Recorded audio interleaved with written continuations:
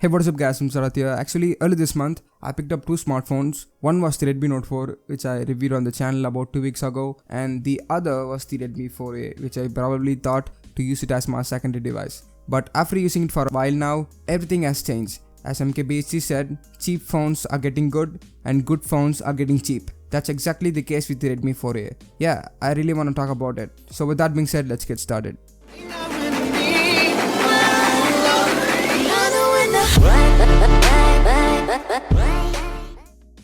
So when I first switched from the Redmi Note 4 to the Redmi 4A, the first thing I noticed is the device is many times lighter than the Note 4, as it weighs only 131 grams because it's fully made up of polycarbonate and there is no involvement of metal anywhere in the device. And the in-hand feel is also really good. It's surely not bad compared to the device of the same price, but it's also not extraordinary. Oh, also this phone itself feels really compact, as it has a 5-inch 720p display with a PPA of 294.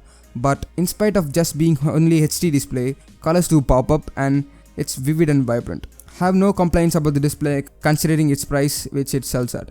Now taking a look at the back side, it has those fake antenna lines on the top and bottom, which makes the device to look lot more classy and premium than it actually is. Oh, the speakers are placed at a weird position, so you would always block the sound when your phone is lying on the table, which is a bummer. And on the left side, there is a hybrid SIM slot which accepts 2 SIM or 1 SIM with a micro SD card, which in this case you are forced to use a micro SD card as you don't have enough storage, as it only comes with 16GB. Under the hood, the Redmi 4A comes with a respectable Snapdragon 425 processor, which has a quad-core 1.4 GHz CPU along with Adreno 308 GPU. The phone is smooth but not fast. But although it's not fast, you can't expect flagship speeds at this price range. It has really changed my thoughts on the entry-level cheap phones which never feel this smooth as this one. This can handle most everyday tasks decently well.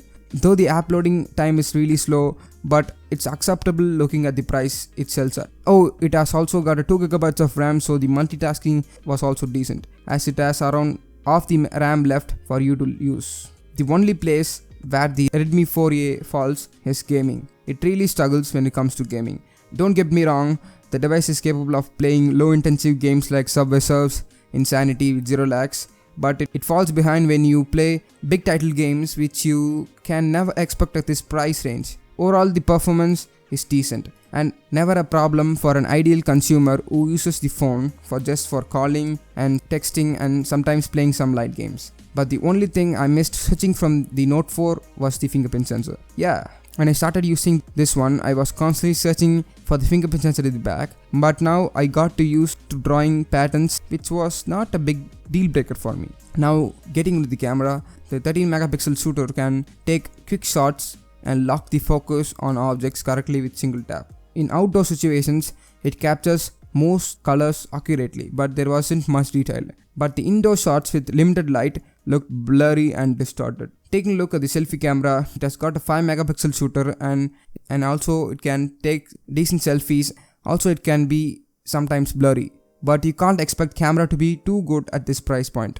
I was really surprised by seeing this camera's abilities. And at the end of the day, to power this budget beast, there is a 3120 mAh battery inside which performs exceptionally well. And oh, it even comes closer to the Redmi Note 4 battery life, as it takes advantage of its low resolution display, and so I got screen on time of about 5 to 6 hours, which is really exceptional for the price. And also the standby time was also great, as I went to sleep at 100% and I woke up at 97%, which is reliable. Talking about the reliability, the phone's biggest asset is MIUI. It runs on MIUI 8.2.6, which is a skinned version of Android marshmallow. When comparing the phones of this price range, nothing can deliver this kind of smoothness the UI offers. It does not come with bloatware, which normally phones at this price range comes with.